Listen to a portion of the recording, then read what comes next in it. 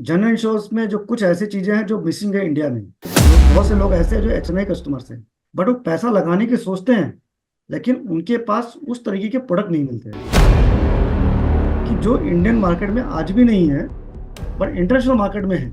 आज तक जो है क्रिटिकल इलनेस इंडिया के अंदर डेवलप नहीं हो पाया। आपका जो सम इंश्योर्ड है वो इंक्रीज हो रहा है, ना कि डिक्रीज हो रहा है।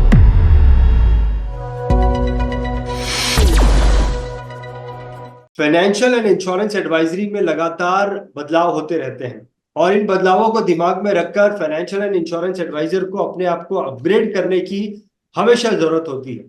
कुछ समय पहले एक इंश्योरेंस एडवाइजर को इन्हीं बदलावों के चलते फाइनेंशियल एडवाइजर बनना पड़ा, लेकिन इंडस्ट्री में बदलाव इतनी तेजी से हो रहे हैं कि अब फाइनेंशियल एडवाइजर को अपने आप को फिर से अपग्रेड करने की जरूरत है और फाइनेंशियल एडवाइजर से अपने आप को इंटरनेशनल एडवाइजर बनाने की जरूरत है।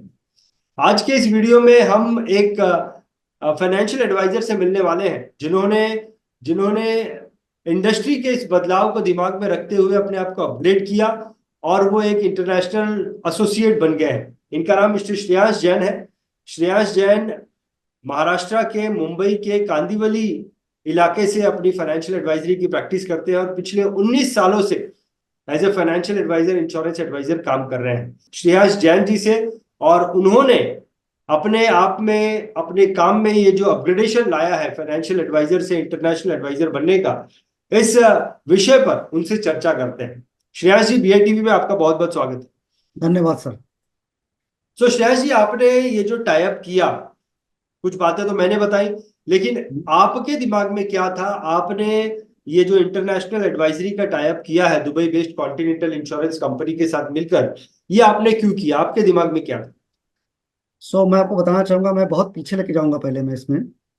पीछे ले जाने का मतलब है 1956, जब एलआईसी का फॉर्मेशन हुआ। अच्छा। उस समय क्या था, एलआईसी एक मात्र कंपनी थी और लोगों को पता था कि इंश्योरेंस लेना है तो एलआईसी ही है। ठीक है। जैसे जैसे मार्केट ग्रो हुआ 1999 में गवर्नमेंट ने डिसीजन लिया कि प्राइवेट कंपनी को भी इंटर करना चाहिए, तो प्राइवेट कंपनी इंटर हुई। जब प्राइवेट कंपनी इंटर हुई मार्केट में, तब लोगों को समझ में आया कि नहीं, अभी स्कोप और बढ़ चुके हैं, अभी मुझे और भी प्रोडक्ट, कंपनी के प्रोडक्ट को एक्सप्लोर करने की जरूरत है। जैसे जैसे लोगों ने एक्सप्लोर करना स्टार्ट किया, तब उनको पता चला कि एलआईसी के प्रोडक्ट्स मार्केट में, जो प्रोडक्ट्स है कॉम्पिटिटिव मार्केट में, बहुत ज़्यादा प्रोडक्ट्स है मार्केट के अंदर। उसमें फिर उनको लगा कि नहीं, ये प्रोडक्ट ज़्यादा बेटर है जो मेरे लिए यूजफुल हो। तभी ट्रेडिशनल प्रोडक्ट का जमाना था। अब आज के डेट में देखेंगे अगर, तो प्राइवेट कंपनी में भी यूलिप इंश्योरेंस का जमाना आ गया। धीरे धीरे जो है लोगों की रिक्वायरमेंट के हिसाब से और रिटर्न्स के हिसाब से लोग अपने आप को जो है फोल्ड करते गए। तो उस तरफ से उस तरफ झुकाव होते गया लोगों का। अब मार्केट में इंटरनेशनल एडवाइजर की जरूरत क्यों है? बिकॉज आज के डेट में बहुत से लोग ऐसे हैं जो एचएनआई कस्टमर्स हैं, बट वो पैसा लगाने की सोचते हैं, लेकिन उनके पास उस तरीके के प्रोडक्ट नहीं मिलते हैं। अगर उनको इंटरनेशनल मार्केट में अगर प्रोडक्ट मिलता है, अगर इंडियन मार्केट में बैठे बैठे, तो उनको इंटरनेशनल जाने की जरूरत नहीं है, पहला चीज। सेकंड क्या हो रहा है आज के डेट में, आप अगर लक्ष्य से कि कोई भी एक कॉलोनी है जहाँ पे आपके पास जो 100 घर है, तो वहां पे आपके करीब करीब 40 to 50% लोग एनआरआई हैं। बच्चे जो या तो पढ़ने गए हैं, या तो लोग जो काम कर रहे हैं वहां पे। तो उनको अगर डॉलर में ही पैसा, अगर डॉलर में ही कन्वर्ट हो जाए, तो वहां पे उनके लिए ज्यादा यूजफुल होता है। अगर हम ऐसे कस्टमर के पास, ऐसे जो प्रोस्पेक्ट्स हैं, अगर उनके पास जाते हैं, उनसे हम उनके साथ हम जो है इंटरनेशनल पॉलिसीज की बात करते हैं अगर, तो वो चीज़ें उनको जो है यूजफुल होती हैं। और कुछ ऐसे बहुत सारी चीज़ें हैं जो मैंने देखी हैं कि जो इंडियन मार्केट में आज भी नहीं है, बट इंटरनेशनल मार्केट में है। कवरेजेस वाइज, प्रोडक्ट वाइज, बहुत सारी चीज़ें हैं, और रिटर्न्स वाइज। तो इस तरीके से हम जो है इंटरनेशनल मार्केट में हम अपने आप को, हमको जो है ढालना चाहिए, और वहाँ के प्रोडक्ट भी इंडिया के अंदर सेल करना चाहिए, जो कस्टमर के लोगों के लिए यूजफुल होगा।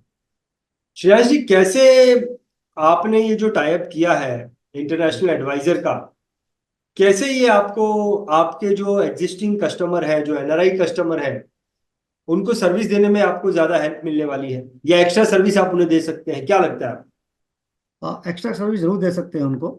क्या होता है कि अगर कोई वो मान के दुबई है, आज दुबई कैसा हो गया, एक इंडिया है। ठीक है, यहाँ से दुबई आना जाना बहुत बड़ी समस्या नहीं रही आजकल में।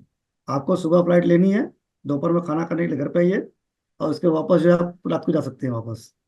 सो बहुत बड़ा टास्क नहीं है ये। तो अभी क्या हो रहा है कि सबके घर के लोग अगर वहाँ पे हैं घर, तो अगर यहाँ पे मैं सर्विस दे रहा हूँ अगर, तो वो भी चाहते हैं कि मैं, आप मुझे जो यहाँ की पॉलिसीज भी हमको दीजिए जहाँ पे कि आप सर्विस कर सको। और मैं अगर वहाँ के प्रोडक्ट को समझ करके उनको दे रहा हूँ और उनके लाइफ में वैलिडेशन कर रहा हूँ, तो उनके लिए यूजफुल होता है। वो नहीं चाहते हैं कि इंटरनेशनल, जो नेशनल, जो वहाँ के जो, जैसे दुबई है बेस्ट, मैं दुबई की ज़्यादा बात क्यों कर रहा हूँ, क्योंकि दुबई जो है इंडिया के जैसा ही है पूरा। सो अगर वहाँ पर जो है लोग, अगर वहाँ पर जो काम कर रहे हैं, वो चाहते हैं कि इंडिया की एडवाइजर कोई मिल जाए जहाँ पे कि मेरा यहाँ का प्रॉब्लम सॉल्व हो जाए। Correct correct. तो इसके लिए हमने जो है इंटरनेशनल एडवाइजरी के पे कदम रखा है हमने, और उनको सर्विस दे पा रहे हैं। Perfect perfect. तो अब ये जो टाइप आपने किया है, हाँ। इंटरनेशनल एडवाइजरी का, ये जो आपने टाइप किया है Dubai hmm. Based continental insurance broking company के साथ में, इस टाइप को श्रेयस जी दिमाग में रखते हुए हम्म। आपके जो भी कस्टमर्स हैं दुनिया के अलग अलग हिस्सों में, जो एनआरआई कस्टमर हैं, जो एचएनआई कस्टमर हैं, इस हम्म। वीडियो के द्वारा आप उन्हें क्या मैसेज देना चाहेंगे, क्या बोलना चाहेंगे उन्हें? मैं उनको ये बोलना चाहूंगा कि आप इंडियन मार्केट में जो एडवाइजर्स हैं, जैसे मेरे, आप मेरे, अगर मेरे कस्टमर हैं वहाँ पे अगर, तो एक बार आप हमसे समझने की कोशिश करिए कि प्रोडक्ट क्या है, सर्विसेज कैसे मिल सकती है। बिकॉज क्या होता है कि आप लोकल मार्केट में जाते हैं तो हो सकता है कि आपको वो वो लेवल तक आपको जो अंडरस्टैंडिंग ना हो पाए प्रोडक्ट की, जिस लेवल पे मैं अंडरस्टैंडिंग करके यहाँ पे दे सकता हूँ। बिकॉज आप इंडियन हो, इंडियन एक इंडियन को ज़्यादा अच्छा समझता है। आखिरकार लौट के घर पे ही आना है, बहुत सिंपल है। जब घर लौट के घर पे ही आना है, तो डेफिनेटली आप जब यहाँ पे आप सर्विसेज आपने देखी है मेरी अगर, तो डेफिनेटली वहाँ पे भी आप सर्विसेज दे सकते हैं। ये मैं बोलना चाहूंगा कि आपको जो कभी भी यहाँ के मार्केट, यहाँ के लोगों के साथ भी डील करें इंटरनेशनल मार्केट की पॉलिसीज को। बहुत बढ़िया बहुत बढ़िया। श्रेयस जी, क्या विजन है आपका, क्या आपने सोच रखी है? अब आपने इंटरनेशनल एडवाइजरी का टाइप किया है, तो क्या विजन है इसको लेकर आपका? सबसे बड़ा है कि एक तो लाइफ इंश्योरेंस है, और एक है जनरल इंश्योरेंस।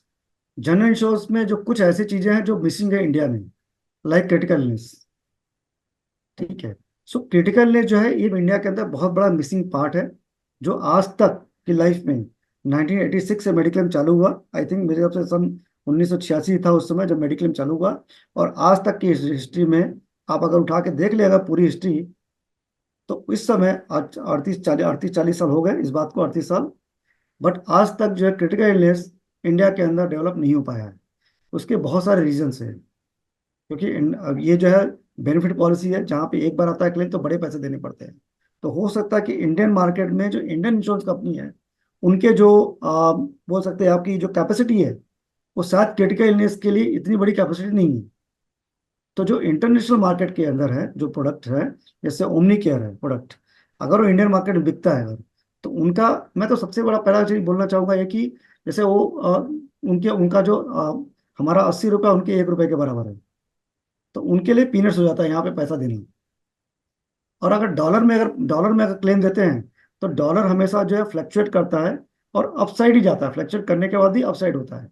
तो आज मैंने कोई सम इंश्योर्ड लेट से 5 करोड़ रुपए का लिया है, या मैंने जो है लेट से कि मैंने जो है 50,000 USD का लिया हुआ है सम इंश्योर्ड कोई, तो 50,000 USD है वो, रुपीज में तो डिक्रीज होगा, लेकिन यूएसडी अगर 80 रुपए की यूएसडी चल रही है अगर, और अगर 90 रुपए हो गया, 5 लाख का जो यूएसडी है वो 4.5 करोड़ के बराबर हो गया, लेकिन पहले वो था 4 करोड़ के बराबर। सो आपका जो सम इंश्योर्ड है वो इंक्रीज हो रहा है, ना कि डिक्रीज हो रहा है। तो अगर पैसिक वैल्यू कम हो रही है, तो यहाँ पे पैसिक वैल्यू कम नहीं हो रही है, समय समय पे पैसिक वैल्यू बढ़ रही है यहाँ पे। तो मैं ये बोलना चाहूंगा।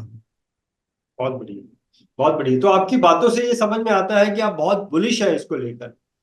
हम्म। आपने ये जो टाइप किया है इस टाइप को लेकर बहुत ज्यादा बुलिश है। और श्रेयस जी, मैं पूरी आशा करता हूं कि आपके जितने भी एनआरआई कस्टमर हैं इस वीडियो को सुनने के बाद में आपके साथ में जुड़ेंगे, और आपका जो इंटरनेशनल एडवाइजरी का जो टाइप है ये बहुत ज्यादा सक्सेसफुल होगा। हम्म। बहुत बहुत धन्यवाद करना चाहूंगा thank you Shreyas ji, sir. आपने अपना समय निकाला और नहीं नहीं, आपने ये जो नया स्टेप लिया है इसके बारे में हमें जानकारी दी। बहुत बहुत धन्यवाद। धन्यवाद सर, धन्यवाद।